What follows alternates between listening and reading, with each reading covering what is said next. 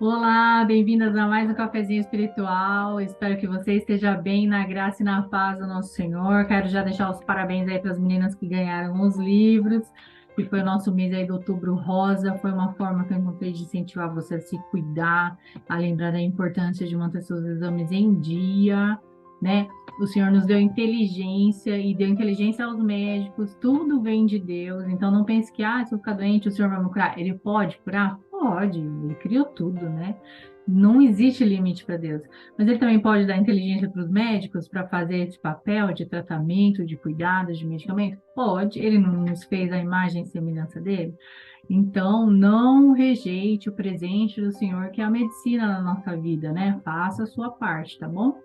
Nós estamos estudando a revistinha C. IC, palavrinha pequenininha que significa muita coisa. E ontem a gente falou de Débora, a juíza, também falamos de Esther na sexta-feira, né, a rainha, e hoje nós vamos falar de uma figura também muito importante para nós na história das mulheres da Bíblia, né, que tanto nos ensinam através das suas vidas, e se não fosse importante, claro, não estariam lá na Bíblia, no livro sagrado, inspirado por Deus. Esse é um estudo de Doris Case, lembrando que essa revistinha é de 1974. Depois você comenta aí o que eu vivo falando, se não é verdade, que a palavra se renova a cada manhã. E várias coisas que às vezes a gente já estudou, quando a gente estuda de novo, vem de encontro com a nossa necessidade, ou vem sobre outra visão, ou o nosso entendimento amadurece, e assim vai estar sempre enriquecendo, né, o nosso entendimento sobre as coisas de Deus. Então, Sara é conhecida porque era uma mulher submissa. E Doris Case trouxe para a gente esse estudo com um olhar sobre a submissão, que não é palavrão, significa que você tem uma missão dentro de uma principal missão. É uma submersa missão, está dentro de outra missão. A longa jornada para encontrar alimentos estava quase terminada. À medida que o casal e sua família se aproximavam da nova terra, o temor encheu o coração do marido. Sabia que estava à mercê de um povo estranho e temeu pela sua segurança. Pelo fato de sua esposa ser linda, poderiam matá-lo a fim de apoderar-se dela.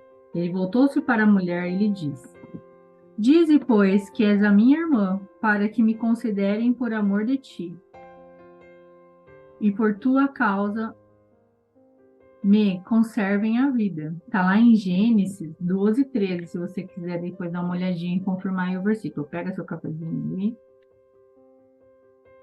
Então, só, ela era tão bonita que o marido dela já temeu. Chegar numa terra estranha com homens brutos e eles vão querer se apoderar-se da minha princesa. E ele temeu.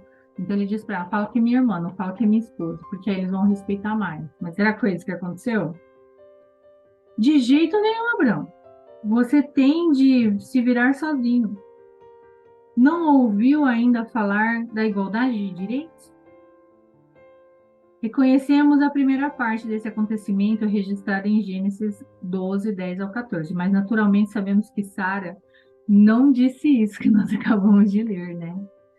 Ela não se negou ao pedido de Abraão, pelo contrário, ela foi submissa e concedeu, né? Ela entendeu a missão principal, a segurança, e ela concedeu o pedido do seu marido. E o obedeceu, como o chamou de Senhor, lá em 1 Pedro 3,16. Esse tipo de atitude está constante, está em contraste com o comportamento da mulher de hoje, não está?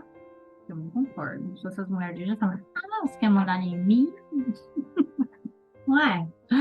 Que não sejamos estas, né? Como esse tipo de submissão se compara ao movimento feminista? E se Sara viesse a visitar-nos nesse século, o que ela diria? Como ela reagiria de modo diferente ao pedido do marido? Como você acha, será? Eu penso que ela não reagiria diferente, né, Sara? É uma mulher sábia. Sara saberia que o casamento é planejado por Deus e não existe igualdade de direitos como pregam, né? Não existe esse negócio de você e eu somos iguais no que se refere à autoridade no lar. Ela se lembraria de que Deus ordenou a Adão que governasse Eva, em Gênesis 3:6, que a mulher foi criada para auxiliadora do homem.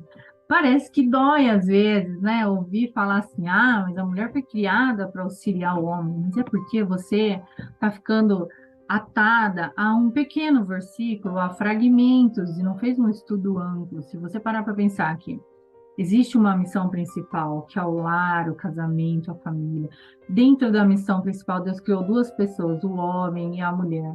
Este para provimento, para segurança, para cuidar, né, como um guardião do lar, como cabeça, igual Cristo cuida da igreja, e você para auxiliá-lo, para cuidar dos filhos, para também trabalhar fora se precisar, ajudar nos mantimentos, para aconselhar, para estar junto para tudo, de mão dada, um lado a lado na parceria, mas cada um na sua missão, você como esposa, ele como marido, dentro da missão principal, que é o matrimônio, e imitando a Cristo, porque, maridos, se tiver algum marido me escutando, ou depois pode até mostrar para o seu marido, não tem problema, porque a Bíblia ela é clara. Quando você ama e cuida da sua esposa, igual Jesus, o cabeça da igreja, cuida da sua igreja, ela vai se maravilhar em ter o título de auxiliadora.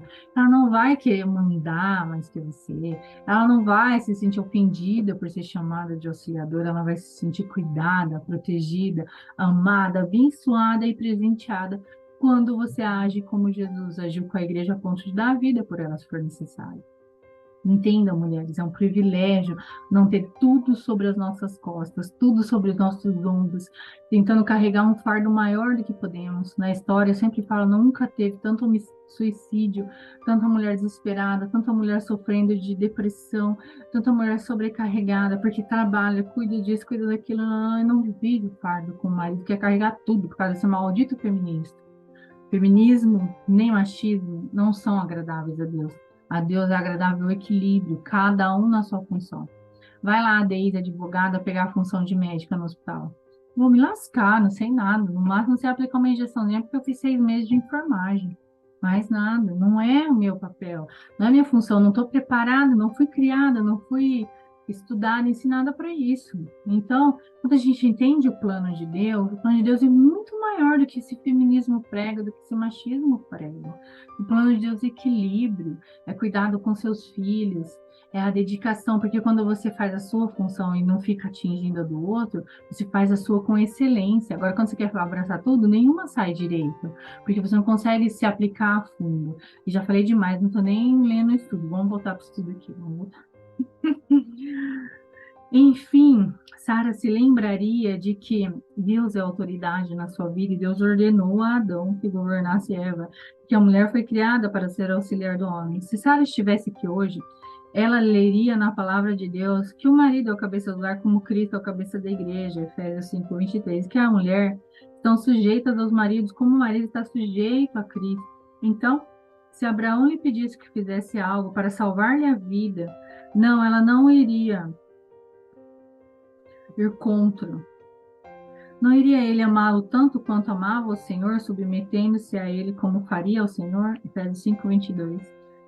Exatamente, acho que Sara ficaria pasma com o movimento feminista, vendo tantas mulheres egoístas querendo impor sua própria vontade à força.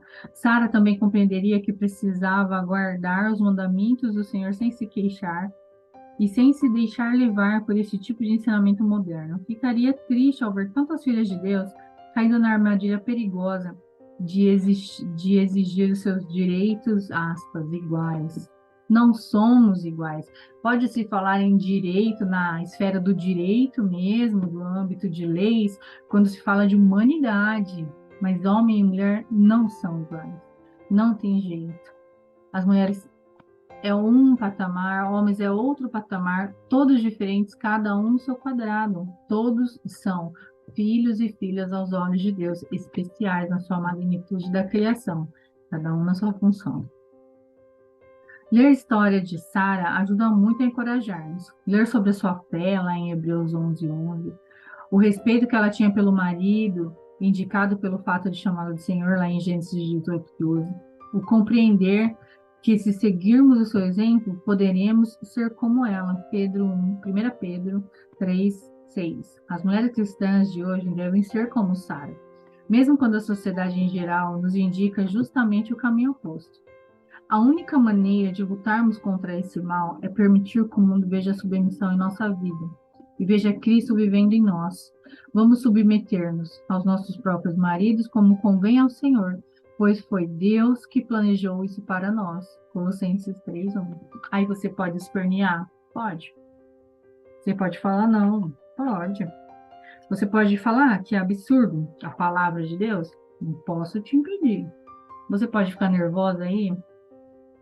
Sinto muito por você. Mas entre o mundo e o que Deus falou, nós vemos e acompanhamos biblicamente, que é a vontade do nosso Pai. Até agora, o mundo não me provou que consegue ser melhor que Deus para mim. Só Deus consegue cuidar de mim como eu preciso, porque Ele me idealizou, Ele me criou. Ele não conhece só essa parte bonitinha aqui. Ele me conhece internamente, conhece os meus desejos, pensamentos, medos, anseios. Ele sabe mais que eu, porque Ele sabe quantos fios tem aqui, eu não sei. Então é nesse Deus que eu confio. Deixa o Senhor trabalhar. Se você não consegue ainda ser uma mulher que entende que submissão é bênção, começa a orar ao Senhor. Começa a estudar mais as Sagradas Escrituras. Começa a entender que existem missões dentro da missão principal que é o cristianismo na nossa vida. E começa a pedir para o Senhor para Ele te ajudar a ser a mulher bíblica que Ele espera de você. A filha que o agrada. Jesus, está se sentindo indignada aí? Deixa eu falar uma coisa para você. Jesus se batizou. Lindo, né? Aquela passagem, abre o céu, desce o Espírito Santo em forma de pomba, uma voz como trovão fala, eis o meu filho amado, nele é que eu tenho prazer, nele eu me comprazo. Não é lindo? Jesus não precisava se batizar, porque ele era puro, ele não tinha pecado, mas ele foi e deu o exemplo, e o céu se abriu e Deus foi tão maravilhado que, como assim? Ele fez mais do que eu pedi, mas Jesus não tinha pecado. Então, às vezes você pode falar, mas não concordo, eu acho que tinha que ser mais. Mas Deus, ele é maravilhoso quando você obedece ele. Então, dá esse plus a mais que Jesus deu. Agrada a Deus para você ver o céu se abrir sobre sua vida e o Espírito Santo descer sobre você em forma de pomba e o Senhor se alegrar e dizer, essa é a minha filha amada em que eu tenho prazer. Porque com Deus a gente só ganha, não perde. É isso mesmo. Muita coisa eu não entendo disso. Deixa eu perguntar para o Papai do Céu lá em cima. Fora isso, obedece, que a gente só ganha obedecendo ao Senhor. Eu entendo o plano de Deus para mim. E tem equilíbrio na família quando eu deixo o Senhor trabalhar. Tem equilíbrio na vida quando eu deixo o Senhor trabalhar. Já fui muito sobrecarregada porque eu queria controlar tudo. Já fui muito estressada porque eu queria mandar em todo mundo.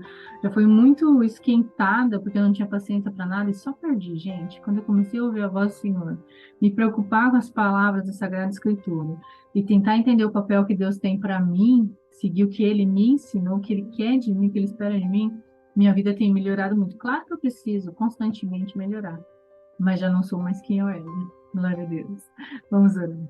Pai amado e querido, obrigada pela sua palavra libertadora. Nós sabemos que ela vai mesmo, Senhor, de encontro, assim, de impacto contra as coisas do mundo. Ela destrói a sabedoria humana, mas sabemos que a sua sabedoria é muito mais excelente. Muitas vezes não conseguimos entender, ou muitas vezes, quando comparamos com o padrão do mundo, nos sentimos até indignados. Mas é porque somos pequenininhas, ó Pai, nos perdoa, porque não entendemos a sua grandeza muitas vezes e os seus planos, não vemos lá na frente como o Senhor vê, não conseguimos entender na nossa pequenez esse amor de Cristo pela igreja, ao qual o Senhor compara o casamento, a noiva, a igreja, Cristo. Pai, nós sabemos que o Senhor nos ama tanto que quer a eternidade conosco. E eu me sinto especial por isso. Que cada pessoa, cada mulher, cada serva sua que estiver nesse cafezinho hoje se sinta especial. Porque o Senhor a quer pela eternidade. E que nós estejamos um dia, Senhor, na sua presença juntas, conversando sobre essas coisas, com o Senhor falando, nos instruindo, nos mostrando o quanto o Senhor é grande mais e mais. Em o nome santo do nosso amado Mestre Jesus, nós oramos a Ti nessa manhã. Amém. É isso, gente. Um beijo. Fiquem com Deus. Cristo, cafezinho, Cristo em primeiro lugar nas nossas vidas. Um beijo, até amanhã. Tchau, tchau.